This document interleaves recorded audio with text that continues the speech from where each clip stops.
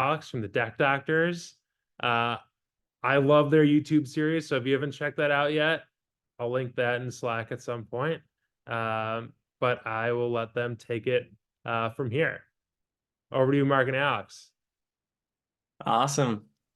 Thanks so much, Danny. Appreciate the praise on the budding YouTube channel. We're starting to get things going there, so check it out. Definitely give us some feedback.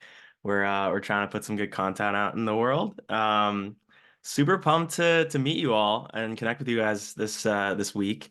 We've heard so many good things about you and obviously P33. Know that you guys are doing some amazing work and just excited to get to know you guys over the next week or so.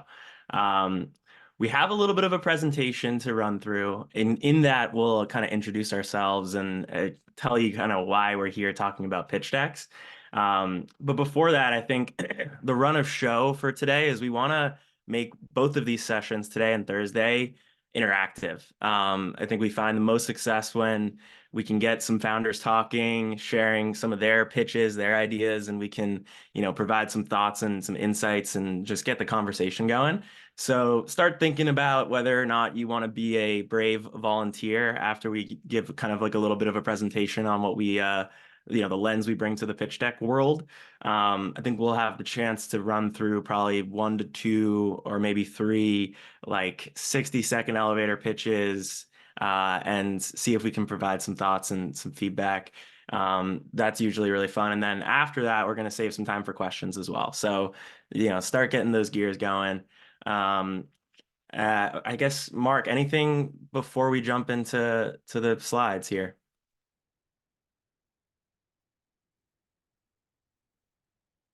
Yeah, it looks like Mark might have froze.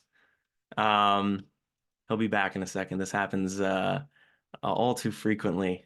Um, Bad timing, but all good. So I'm gonna jump into to our slides here and give you guys a little bit of a rundown. So all right. Mark, when you're back, just holler so I know that you're on the call. All right. So before we get started, I wanted to quickly introduce ourselves. We are the Deck Doctors. I'm Alex. Mark is my co-founder, and Kinsey is our creative lead, who is more of a fly on the wall for this session, but will be much more of a feature in the next session where we talk more about design for pitch decks. Today, we're focused on storytelling and how to craft a really strong pitch and build it out onto slides.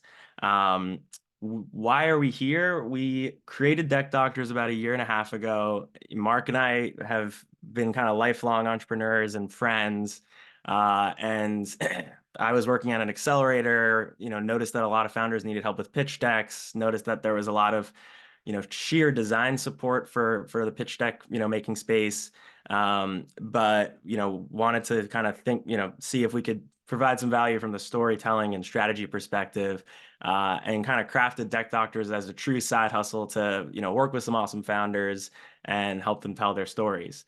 Very quickly, it, accelerated into something that became a full-time thing. And over the past, 1.5 years, really, we've been building this company that basically focuses on helping early stage founders build awesome pitch decks. So we've, in the last 1.5 years, worked on probably 150 pitches.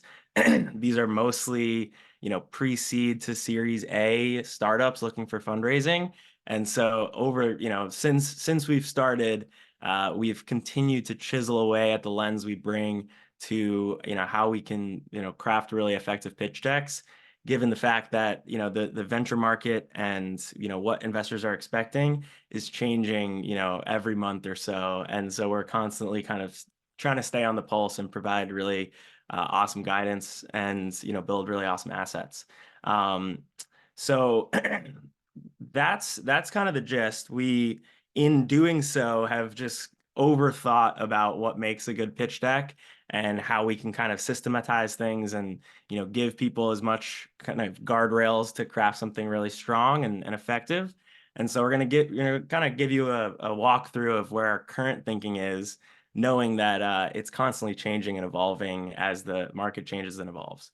I will pass it to Mark to get into some of the details if he's here. I'm here. All right, I he's just back. had like every good Zoom call, there's some intermittent Wi-Fi. So just say so if you guys stop hearing me, and I'll go back on my hotspot. But yeah, really honored to be here. Very excited to get to meet you all and share some thinking. So let's dive in. Cool. So when we started this company, kind of as Alex was saying, we did a lot of diligence seeing what was out there around pitch decks. I think there was a lot of information already out there. It usually revolved around, there being a problem and a solution. There is kind of these different slide templates and elevator pitch structures and, stuff that you've probably seen at one point or another, if you're an early stage founder. Oops. o- Occasionally we would bump into kind of a stronger framework. These were oftentimes, ex VC guys posting on Twitter. There wasn't anything too crazy going on here, but the fact that they were structured a little bit more thoughtful would lead to them being really successful. So we don't mean to put Alec Banks on blast. Here's one that he posted on Twitter where he lists the 10 slides every deck needs. And this had 20,000 likes, and everyone started, I guess, following this. And I think the Sequoia framework, which is the one he's referencing here, does kind of tend to be maybe the most common. We see a lot of people use it, and they'll just kind of title their slides company purpose, and then the next slide's problem and solution, and they'll kind of just name their slides these 10 things and kind of follow this to a T. So these are really common, and there's some better stuff here. So if we go to the next slide, the value here is that like this is a set of components that all appear in pitch decks. So that's great. I think if you do have these 10 things in your pitch, you'll have many of the things that someone's looking for in your pitch. The issue is that this doesn't account for the why. So what are the intended effects here? And then also the how. So how does this all fit together into narrative? Which if we go to the next slide is really the key uh, to a good pitch deck. So stories change minds. What we're doing is putting together a set of pitch components to persuade a human to trust you, and that is through a great story. So we've tried to think about pitch deck frameworks and how to craft these things in a way that integrates stories directly into the approach.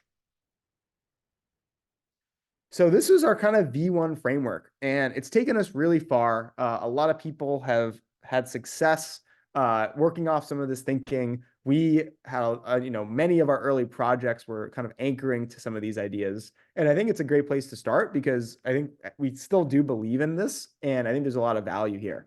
So what you're kind of seeing here are 9 story ingredients, and I don't want to call these individual slides because they're not individual slides. And I also don't want to call them like items like you kind of saw in the Twitter post. I think these are kind of beats that appear in most pitch deck narratives. And there's kind of some interesting stuff that happens when you start looking at them like this. So off the bat, when you're starting your pitch, it's really about establishing that there's a massive potential and something for someone to be excited about. We find that these early sections often are kind of leaning more on logic. There will be like a very clear reason why there's something missing in a market. There'll be some clear numbers that there's a costly issue or a large issue. And this often kind of sets up a pitch well by establishing that there's, some big thing that's missing from the world. Then when we move forward, we find that pitches often get a little bit more emotional. And there's a bunch of interesting beats that we can talk about here that we often bring to like the middle of a pitch. So the first one is a one-liner. I think this is just like a single slide that says what the company does. In this case, a one-liner is an actual slide. But then when we think about the deep dive, that's often kind of a number of slides. And it's a moment in the pitch where people are double clicking into the cool technology they've built, how it will support customers. And it's really that section to really appease the deep reader. Also in this product section, maybe like the fever pitch of the deck, like the most emotional part is something we call a gut punch. So this is kind of like an unfair advantage or a cherry on top that people save for like a little bit later in the deck. This often kind of gets someone who's already excited out of their seat, makes them want to act on something that they're already enjoying. Then, like when we think about the last piece of a deck, we talk a lot about credibility. You want to leave someone with a good taste in their mouth that everything you've said is going to actually happen, and that you have a clear path forward from here. Kind of the main section or moment in the deck that does that is something called a snapshot. We like using this term because it's a look backwards and a look forwards. So the traction piece comes in here, looking backwards at all you've done, and then also like your kind of go to market planning, your just distribution approach, everything as it relates to the growth story and vision of the business also kind of comes into this snapshot moment. Also, towards the end of the pitch, we'll have a fundraising section. That's pretty common, and I think it's a great way to establish credibility, showing that you know why you're raising money. If you have a great backer like P33, this is also the place to slot them in. And then finally, many times we'll end with a team as kind of an ultimate note of we being the right people to do this.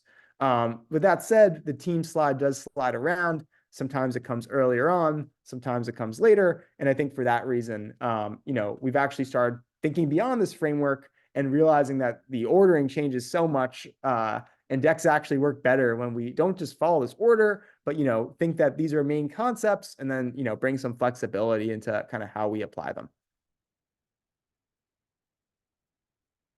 So we're kind of in this intermediary phase where we wrote a little ebook kind of containing a lot of that thinking. We're now trying to figure out the next step. And we've realized that when we workshop with clients, we don't really use those terms anymore. We often kind of think about something that we've been calling OPV. So we'll start by talking about the opportunity. That's the O, and the opportunity is like a problem worth solving. And we think that kind of covers the beginning section.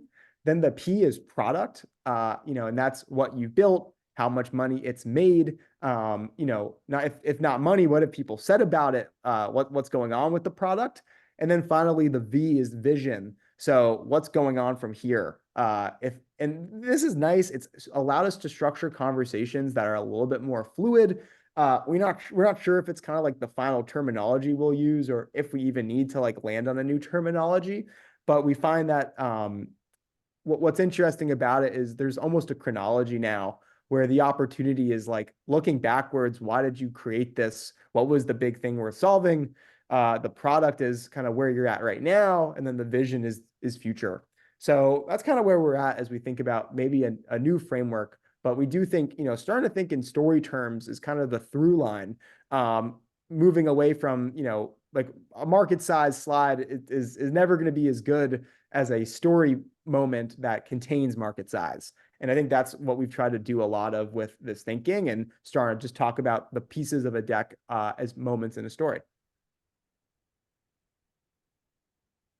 So we want to move a little bit to just kind of some other pieces that we see a lot of in our practice.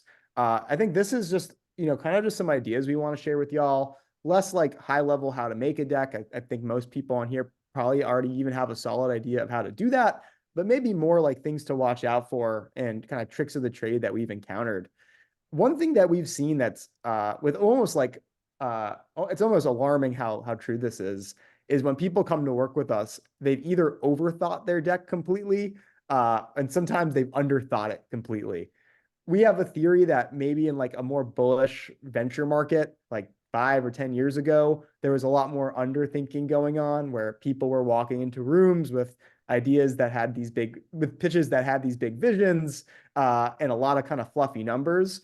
And then today in like a tighter market, I think what we're seeing is a lot more overthinking. So people are very, very tight, and almost overselling what they have. They're including too much data. It takes 7 slides to actually get to the product because so much time is spent unpacking why there's a problem and a need for it. And I think this is actually hurting founders. So a lot of what we will try to do is kind of find a harmony between these two approaches. And it's just maybe something to kind of reflect on a little bit as you go through the pitching process now and and throughout hopefully a successful entrepreneurial career is have I overthought this? Is there actually too much information in here? And is there ability to kind of peel back and bring in the good of the underthinking approach, which is it's more story driven, and hopefully there's a fusion that's optimal. And I think we find that that's often how we land on good results for our clients. So we want to go through a couple just high level story tips, kind of as part of this tactical portion. These are things that are like non-negotiables for us. If you're not doing them, we really recommend you do. And also this could give some good fodder for like a Q&A because they're just things that, we love to discuss and kind of give some ideas on how to pull off. I think the first thing here is putting in a narrative headline. So I said this earlier on that a lot of pitches that we'll see will just say on a slide market or market size or team. But what really someone's looking for is like the double click, the key idea that's around that. Oftentimes, it's important, like in that team example, someone wants to know why you're the best team to do this. So forcing someone to really work through the information, or even worse, kind of leave a slide without knowing that, could be solved for really easily by just taking the time to really workshop, how do I express in a few words, why we're the right people for this? And then, doing that exercise across the pitch and bringing it into headlines. So this is something we will do in every slideshow we've ever made. There's always a headline, and we will try our best to keep them as short and sweet as possible, make them memorable, and have them be really descriptive. So if someone just reads the headlines in a few sentences, they'll have got through the pitch and understand the key ideas. The next thing here is called the skim. I think optimizing for your worst audience is really important. So we think about skimmers and deep readers kind of as being the two audiences that you'll usually see in the venture world. Many VCs are going to do a lot of due diligence. They'll never look at a pitch without interrogating every word. And then other venture firms are much more kind of finger to the wind. They're looking for a vibe. They're trying to see the energy you're bringing to the table, and they more fall into the skimming bucket.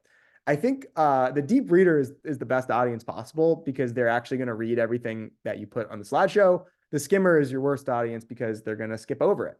So I think when we make pitches, we're always trying to bubble up anything that could easily be missed. So if there's a number, we want that, and that number is important, we'll actually just make that number really big and have the text below be smaller just so that everyone sees the number. If the key takeaway from a slide is, something around a certain competitor leaving a huge part of the audience on the table, we'll put that in its own separate box so that everyone sees that piece of it. So we're often kind of doing this screening process where we're reading through pitches that we've made and just making sure if someone were to glance over this, where are their eyes going, and are their eyes, going to the points that we want them to see? So I think it's important to remember not everyone will read your whole deck. Unfortunately, many people won't read much of it. So how do we make sure that the parts that they're seeing are doing the best for you? Finally, or not finally, I guess in the middle, and then I'll pass to Alex for the last two. We like talking about something called speed to solution. We are lucky to work with a lot of venture firms. That's where a lot of our clients kind of come recommended to us from. And one thing we hear all the time is if you're on slide 4 or slide 5 and the venture firm still does not know what your product is, they're going to maybe just get upset and close the pitch. So this is a really easy solve. I think it comes down to just trying to only have one problem and a really clear opportunity. But it's really alarming us, especially at the early stages, how much time is spent setting up the story, which while we sometimes love because it makes for good storytelling, I think it's important to know that on the other side, people are expecting to know what they're listening to, what your product does precisely really early on. And this is actually not super intuitive for us. We are storytellers. When we would make some of our earlier pitches, we'd be introducing the company like a little bit too late. And, we've heard this feedback a lot and have kind of since adjusted our approach, kind of used more tactics like a hook or, an exec summary-esque slide, things to really make it clear from the get-go what's going on. But I think it's important to just note that you only have so much time. There's like a ticking timer until someone, if someone doesn't know what you're doing, they'll probably just close the pitch. I'll pass to Alex for these last two, as he wanted to specifically kind of bring these two to y'all. Cool. Yeah, so I think those are all really well said. If you can't quite tell, the first three really center on having a clear understanding of who your audience is and optimizing for that audience. So as Mark mentioned, a lot of the overthinkers that come into our office will have longer decks that are not optimized for your worst audience, or the VC that wants to kind of skim through and pull something out of the kind of pile on their desk. So understanding your audience is really critical to kind of structuring an efficient pitch deck. Once you kind of are optimizing there, it's important not to over conform, and make sure that you're injecting what makes you special. And that's what we kind of want to call out with this superpowers bucket.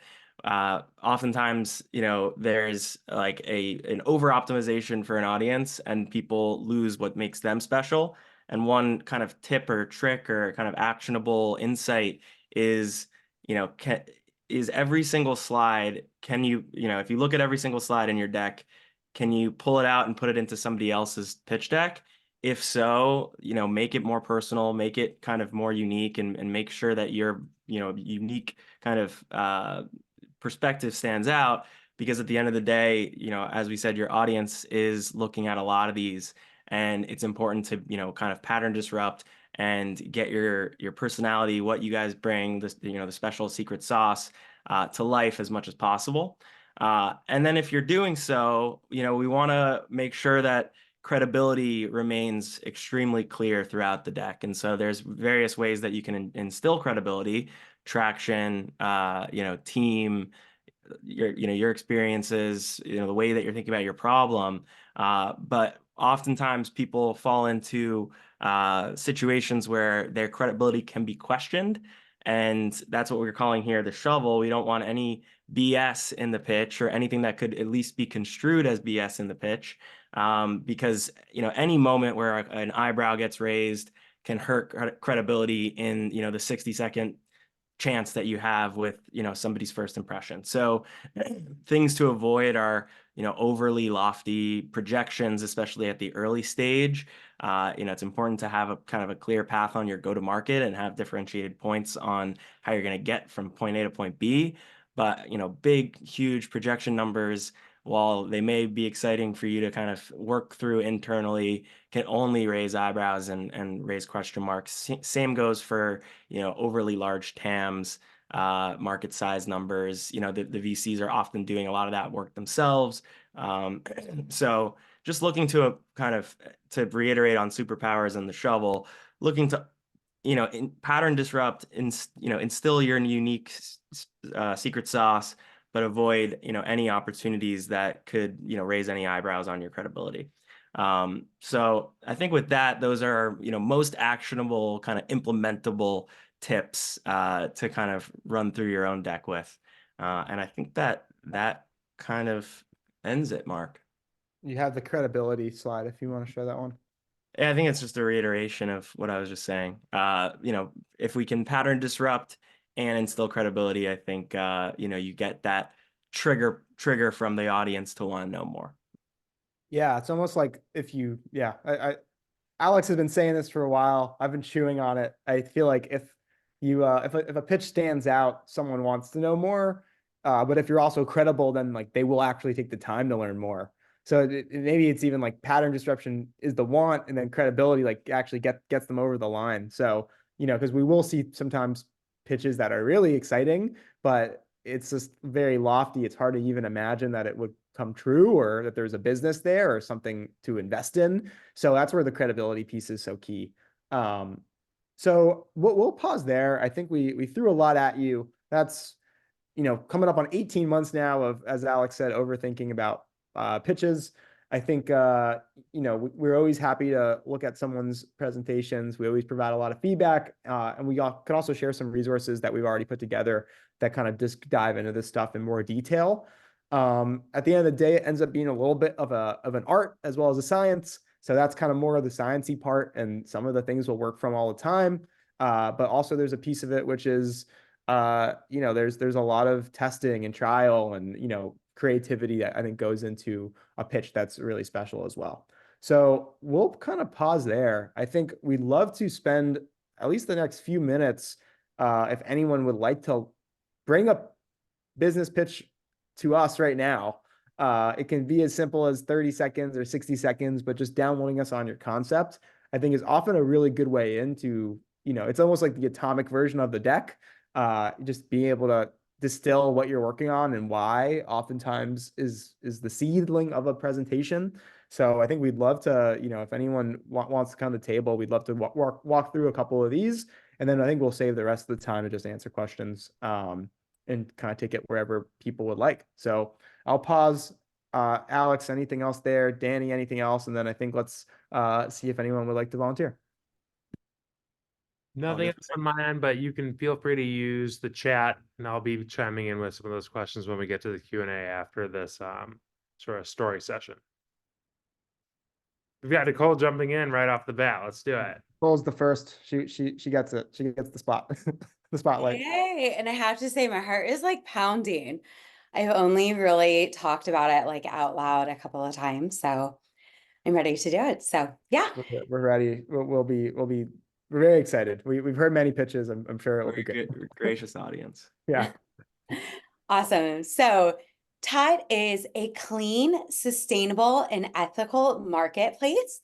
Our vision is to create a world where every purchase enriches lives and protects nature's beauty. And we are here to solve the intention to action gap. And what that is 97% of people say that they want to do something good. They want to buy more sustainable products, but only 13% of people do that. And we believe that the information is not clear enough in sustainable fashion. And so we've created a fun and digestible way to present that to the customer. I'm complete. Should I keep going? Yeah, well, I would love to hear a little bit about the what you've created. Yeah, so far so good. This is awesome. Okay. So at Tut, we do the homework for you. We have created a marketplace where we vet every brand and every product, and we present that to the customer in a nutrition fact style information. So each product, you're able to see the supply chain, and you're able to see if it has any ethical certifications or sustainable certifications. Oh, should I keep going through my whole deck? I can't without it. So we focus on low impact fabrics. We focus on low impact fabrics. Please keep going. Please keep going. Okay, so we focus on low impact fabrics.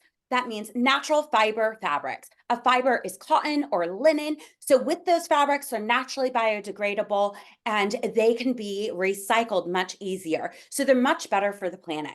We focus on traceability and simplifying the supply chain. And because we demand that on the brands, much like Whole Foods does with their market, we're doing that inside of ours. And so it's easier for the customer to see that this is actually an ethical and sustainable item.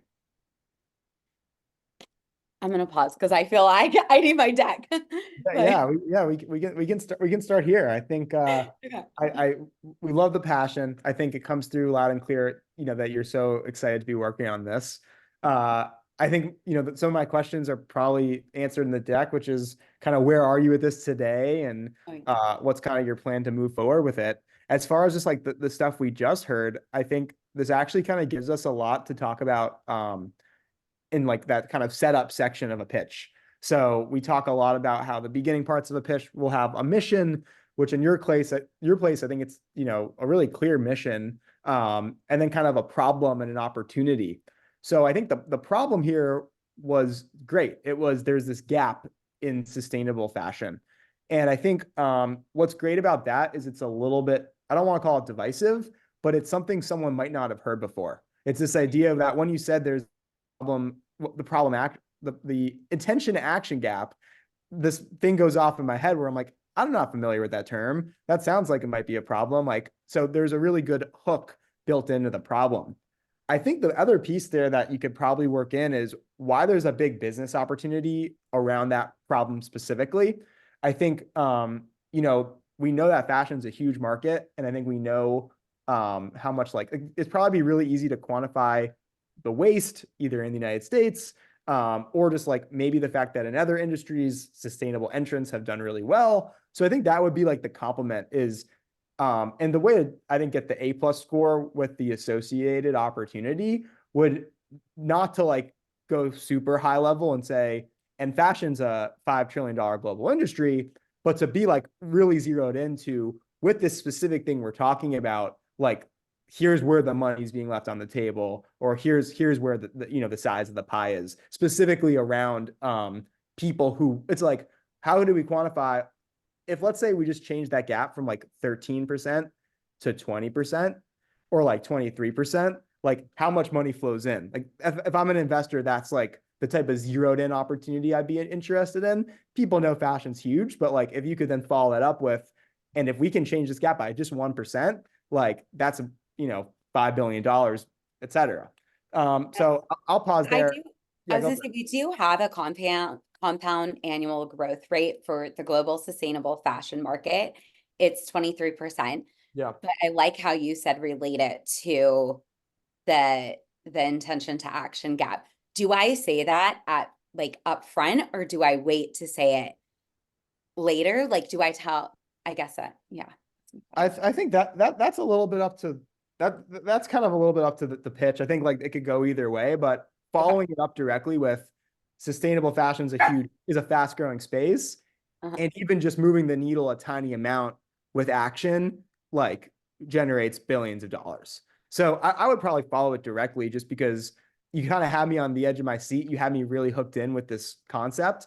And I would just globalize that for kind of everyone on the call, which is, that's a really good way of setting up a story with this, something that no one's heard before. And maybe it's just me, and I should have heard about the intention to action gap, but I haven't. So that really grabbed me in. But yeah, great job, great start. That's how I'd address like the upfront, or the setup as we talk about it. But Alex, curious where your head went. Thank you. I mean, I think that was awesome, Nicole. I love just kind of how clear you were on at the very beginning. The clean, sustainable, ethical marketplace, the intention to action gap. I think has this like aha moment of, oh, that makes sense, and that's something that somebody can kind of grasp onto. And so you have me walking away with a lot of really strong insights. And I think that I'll kind of echo what Mark was saying. I think that it's important to consider what somebody will walk away with from your pitch, because at the end of the day, oftentimes you'll be communicating with, a VC associate that needs to now socialize your idea to their partner or to a co-investor. And so, if the two or three things they walk away with are things that are exciting enough for the partner to be, engaged and want to know more, that's where you win. And so to make sure that you're driving home the right points there, you have this really strong kind of like do good for the world story on the upfront. And VCs really want to do good for the world, for the most part. But the most important thing is doing good and doing good. And so making sure that business case, the unique kind of business model, or the business opportunity tied to the what you can create for the sustainability and the kind of ethical fashion market is almost more important for somebody to walk away with. And so I would look to think through how we can inject that towards the beginning, kind of capture people's imagination on how big this approach can translate to a business opportunity. And then I'd also look to make sure that you are injecting your own credibility, and the fact that you yourself, either the team that you've put together, the work that you guys have done, exhibits the fact that you can accomplish this and you will accomplish this. So I think finding opportunities to inject that credibility maybe in earlier, I think could be useful. But all in all, I think super crisp and really well done. Awesome. One last note, and then Nicole, if you have any quick notes for us before we go to the next one. I didn't, when you said that it was a fashion marketplace, that was it happened a few seconds in, or maybe like 10 seconds in, and I wasn't sure at that moment. Like I knew it was related to sustainability, but I wasn't sure if it was fashion or somewhere else within sustainability. So I think whenever you're in a really big industry, or like sustainability is like a horizontal, or it's just like it's a concept, it's a way of life, it's the future. Whenever you're within something big like that, I would wonder if the mission would somehow be about the fashion piece. So even right off the bat, it's like the clean future of clothing, or something just off the bat to just anchor and bring someone along right away, so there's not that dissonance when I realized that it was a a fashion oriented marketplace. So any thoughts on your side? And then let's we'll get to some more people, but thank you so much for sharing. Thank you. No, that's really helpful. And actually just the biggest thing that I have about the pitch deck right now is saying like how much roadmap do we put in it? So we are our go-to-market is the marketplace and it is apparel right now. We Yes. will eventually branch out into Great. beauty, into everything, right? But then also that's just one of our revenue streams. We have a SaaS play with making the nutrition facts for the brands. And then we Yeah. also have like an AI aspect, but the one that we're raising for is the marketplace. So I just want to, I left some of that out. Yeah. I got a note from a VC and I got a feedback call with them and I asked them straight up and he's like, our deck right now has nothing except for the marketplace. And I told him about my background is AI and automotive. Yeah. And I come from an AI scheduler. So we're doing like the same thing, but in fashion too. But I just feel like it's too much. How do I balance that? What do I? Yeah. This how is, do- we'll both share our thoughts. This can be a little moment of QA, and maybe we actually just do pitch reviews in QA. But this is so much of what we do in projects. Is I actually think a lot of what we're helping people with is this end of the pitch because they know what they're solving and they know what they're building, and everyone has questions in terms of because every founder sees this amazing future and has all these ways that they know they could be successful, but then you only have so many slides and you only have so much patience from the investor. So some general rules of thumb. I think showing like the verticals you can expand to is a no-brainer. And I think especially if you can show how that increases your opportunity. So it's always, we will make these slides all the time where it's, here's our current opportunity and what we're doing today. And then in 2025, if we also do this for this other industry, the opportunity gains X billion dollars. And then, we can jump to another industry later. And this is often sub industries, but it's a similar thing where we're showing like literally additional verticals coming online. And as long as it's clear like what that means for the business opportunity, I think those slides are great because you're combining a vision with something tangible, which is, hey, there's actually, money that we access by doing this. I think when we get to the other types of product lines, that can get a little dicier. And I think I need to see the pitch to like really give you the right recommendation. What I would say is always, remember the shovel piece. And I think the way that integrates is even if this stuff will come online, it's most important to build the pitch around what you have today and what's successful and like wherever the most traction is so far. Our usual answer though to something like that is it's all about balancing like how much is it a hypothesis versus a certainty. And I think like figuring out and being honest with yourself is often the way to answer that. And we will sometimes show 5 different ways a company can make money, but make it really clear like these are things we're testing. But we have our beachhead, we have our kind of path today. If there's not a clear path today and someone doesn't see how you're going to get to the next round and stay in the game, like then the pitch falls apart. But as long as you have that path forward with kind of like your core product, which sounds like the marketplace, and it has its own great growth story, like becoming a marketplace for more items, then I totally think there's a world where these other pieces come into it. I would just be aware about how committed you want to be to them, and how much emphasis you want to put.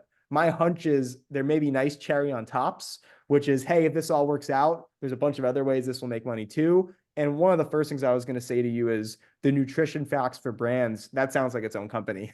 And like that should just be out there. Like the Better Business Bureau is like a big thing. What if that was out there for like sustainability, like a source of truth around how sustainable a brand is? So I'm happy that you addressed that. But Alex, I really want your take here because this is always what we're working on. Yeah, this is a money question. I think, yeah, I mean, not to reiterate too much. I think it all comes down, for me at least, to credibility. And I think there's a balance between, you want to get people excited about this big vision that you have, but you can't go too lofty and risk kind of, having that impression of we're trying to do too many things at once. And so figuring out a phased approach to, all right, we can be successful here with this beachhead, with this initial product. Success begets more success. And as we, kind of get power of, money coming in or customers or, brands that we work with, these are some opportunities, some avenues that we can grow and really compound our business. So I think that there's just a lens shift to make sure that you're not losing credibility by talking through this amazing vision and only gaining it by, having a really systematic approach to how you're communicating it. So, yeah, that's the final note that I have on that. Awesome. Thank you guys so much. Thank you.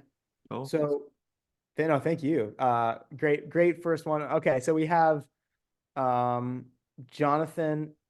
Yeah, Jonathan, do you want to go? My video will cooperate. There we go. Hello. Hi, everyone. I'm Jonathan. I'm the founder of Trips by AI. We use AI technology to make travel personalized, effortless, and unforgettable. The idea was born as I was planning my honeymoon to Australia. I thought it was going to be a lot of koalas and nice time on the beach, but instead it was 146 open tabs, sold out hotels, and information all over the place that made it really hard for me to plan my trip. So I started thinking about why was I having these problems and how were other people having problems similar. And it was focused around a few areas: time drain, decision paralysis, and fragmented journeys, with people having reservations all across the internet.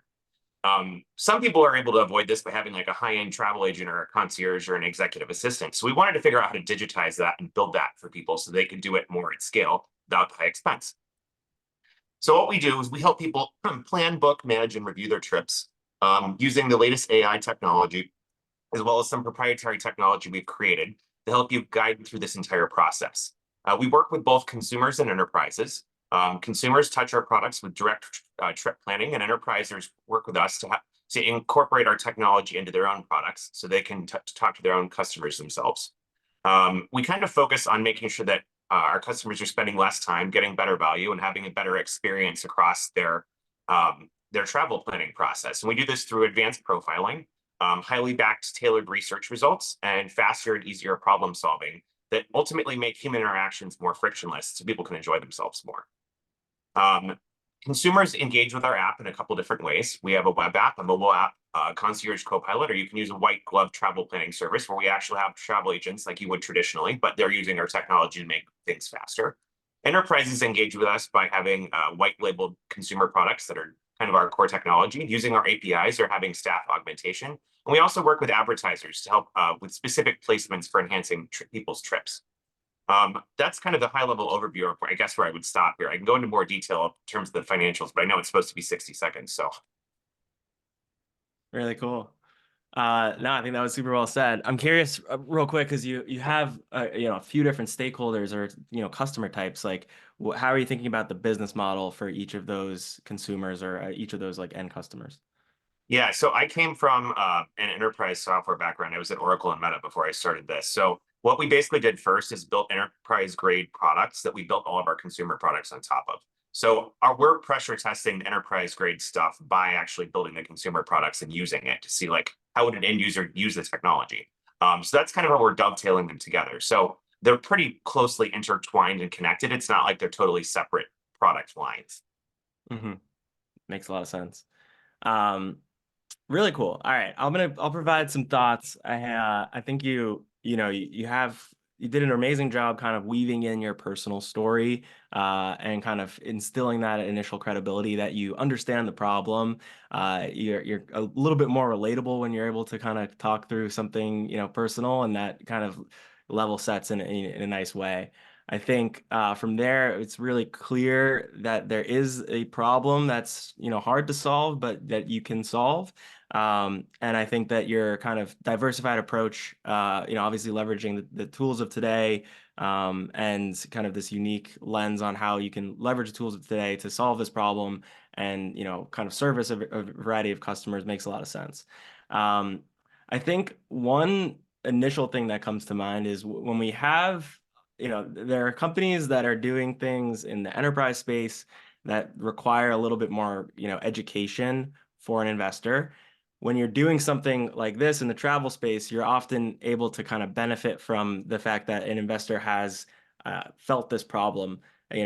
Most people have at some point in their life booked a trip and have kind of seen the trials and tribulations of the current tools today, and have some skin in the game or have a clear understanding that there is this problem. And so you benefit from being able to kind of gloss over some of the education that's needed often in other types of decks, but it almost kind of raises the level or raises the bar on your need to kind of provide some fresh understanding or fresh lens that you bring to kind of the problem space, and have some sort of aha moment for an investor that's, they understand that there's this problem in the travel booking space, but they're not aware that there's this unique approach, or that there's there's this underlying these alternatives that kind of aren't solving the problem, or there's people that are trying to do this but they're missing the point for this and that reason. So you kind of raise the bar or the burden on yourself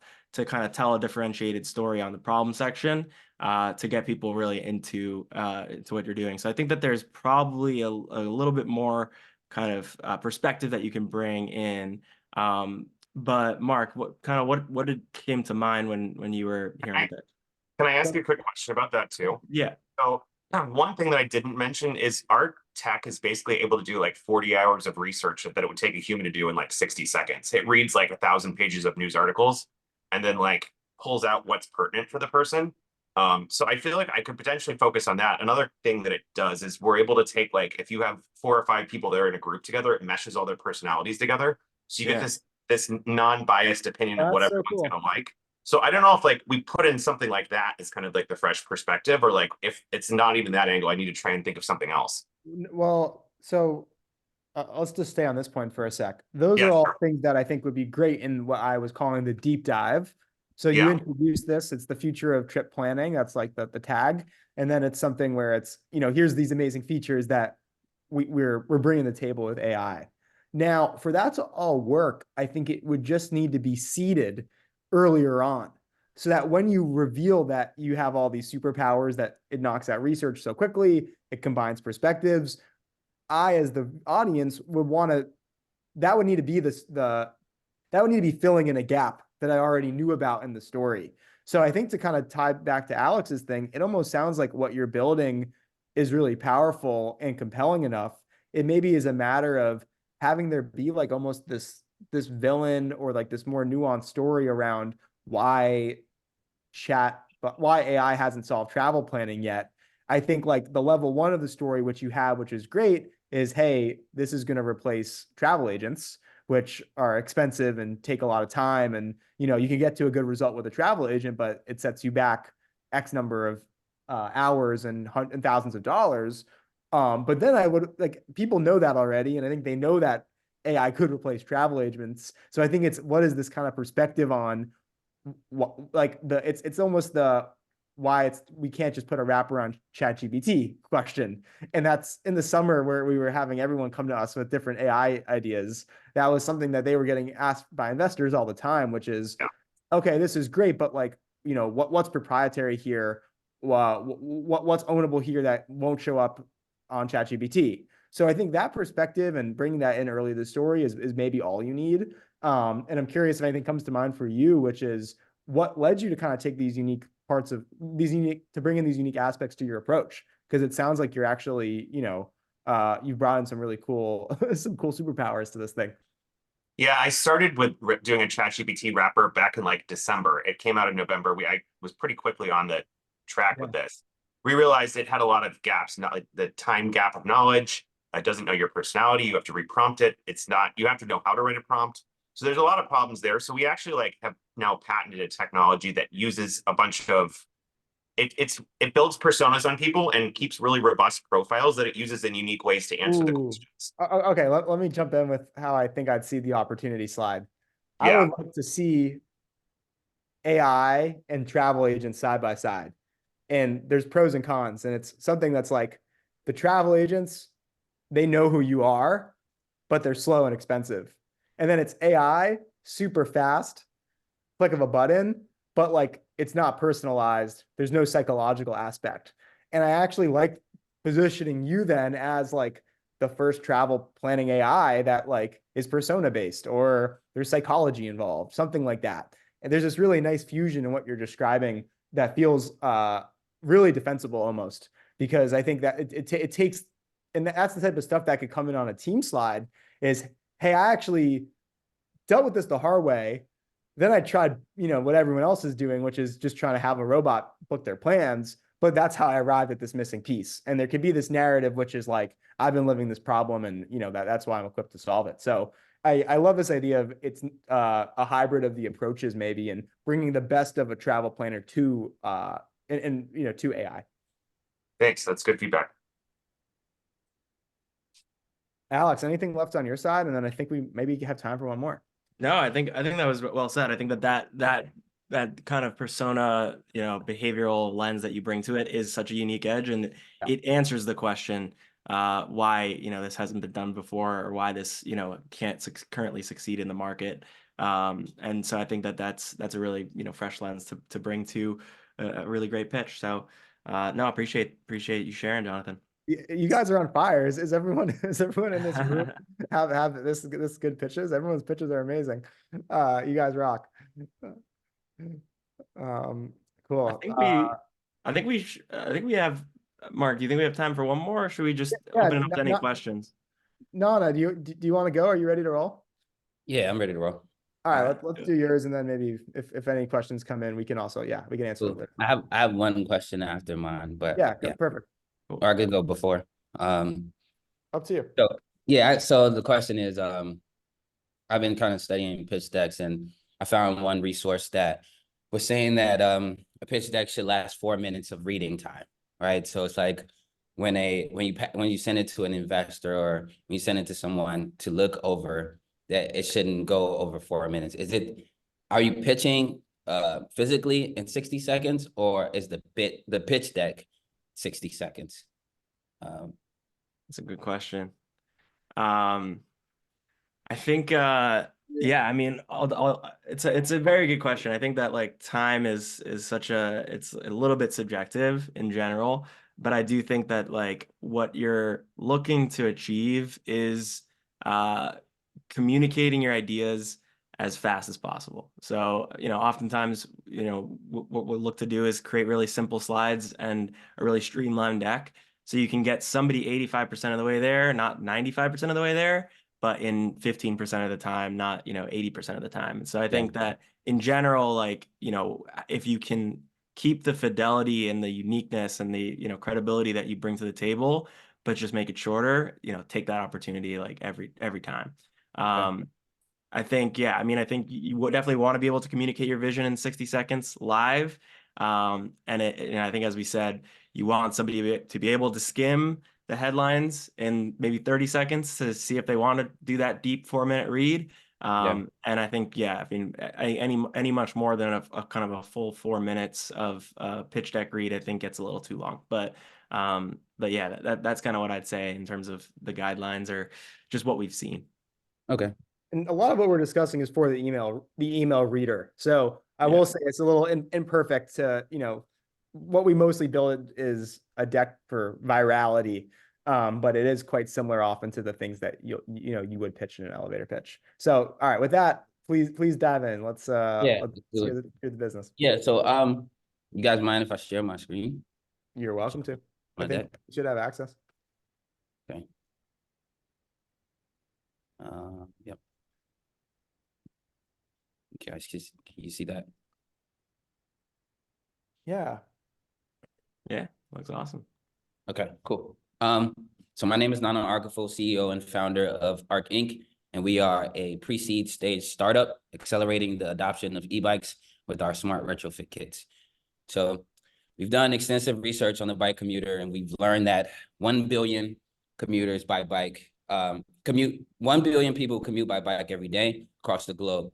But we wanted to narrow it down to a smaller niche, so we dug deeper and we learned that right on our shores, 800,000 Americans commute by bike every day. You may say, wow, that's shrunk a lot, but I'm going to tell you why that's good for us and why we dug even deeper to learn that half of these American bike commuters, including me, are struggling with efficiency and the cost of efficiency.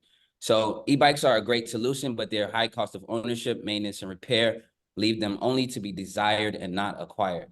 So we built a solution to owning an e-bike that addresses these problems firsthand at a fraction of the cost. Our solution, the Venture, is a $600 retrofit kit that can that only takes 5 minutes to install. It is throttle powered, meaning no pedaling is required, and goes 20 miles per hour and can take you from O'Hare Airport to Hyde Park. I don't know if you guys can catch that reference. Yeah. We do. We Oh, if know enough. everybody We know, in we here know is from enough. Chicago. Okay, cool.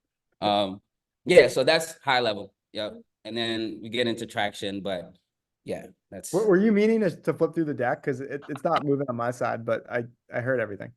it wasn't flipping through. It's Yeah. okay. It's honestly we got probably for the best. Yeah, so yeah. these were the slides. Oh, great. 1,800,000, 420,000 Yep. suffering the pain points, and then the solution, and then the product. Oh, it's beautiful, man. This is so Thank you. cool. Thank you. So the main thought that comes to my mind is, so I'll give you some rapid fire ideas. One, some investors right off the bat are gonna shy away from this because they're not focused on hardware.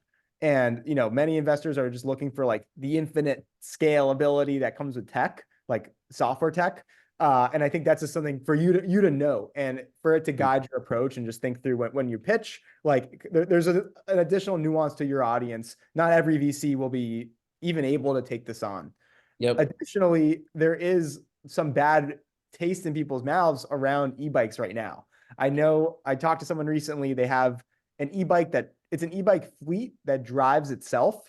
So instead of them like being littered around the street, they like drive to locations. And he's been having a really hard time pitching it because a lot of investors saw e-bike companies kind of crash and fail. Yep. What I think is so great here is this is actually like a different approach. And it's basically, instead of saying, hey, we're going to be a centralized resource and provide everyone e-bikes, we're enabling anyone's bike to be an e-bike. So Yep. I would just basically keep those pieces of context in mind.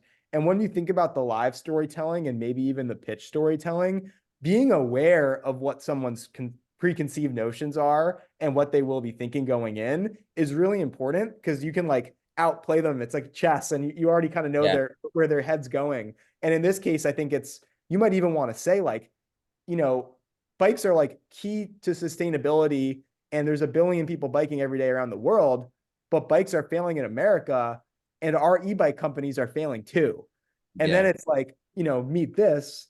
So it's I get into that. Yeah, I get into that about Yeah. into the competition, and I also talk about the kind of the product roadmap. So there is tech involved. Yeah, I was and gonna. so like That's all I was gonna say. Maybe you want there to be some scalability mechanics in, but I think that's we oftentimes bring competition up really early. This is not something we'd recommend to everyone. It's almost like a preference that we have. But versus having the competition slide like hang out at the very end of the pitch, I feel like that's the first thing I always want to know. And it's the first thing I'm always curious about as a consumer. If someone's telling me to buy something, I'm wondering, all right, well, this is great, but like, what else is out there? Is there something out there that's better and cheaper? So we always front load that. And when possible, if the competition can slide into the very beginning, where you don't even have to spend a slide on it, but it's just part of how you discuss the space, and why there's an opportunity, like that's just a way of being efficient and, getting someone off their seat early. So this is great. I want to talk to you about this more. I know we're coming up on time. Someone asked to see examples. Next time we will be purposely showing examples, one, so that we can talk about design and just give everyone like some kind of quick hits on how to improve deck design. But we'll also make sure to like pick examples that kind of relate to what we talked about today. So hopefully a lot of the concepts we've been discussing and, things we just covered will show up, and, it'll hopefully give you all ideas about how this actually could show up on slides, and maybe you'll like how we did it, maybe not, but we will bring some tangible stuff next time. So just want to say a quick thank you. Thank you all for the brave and successful pitches. You guys are all crushing it, I'm sure. But yeah, hats off to all our presenters. That was really special. So thanks for sharing, everyone, and excited to see you in a couple of days. Thanks, Mark. Thank you guys so much. Mark, Alex, Kinsey, so excited to see you all again on Thursday. Thank you so much for taking the time with us today, and to everyone else Excited as well. See you guys later this week. Thanks so much. Thanks, See you everybody. guys. Thanks. Bye.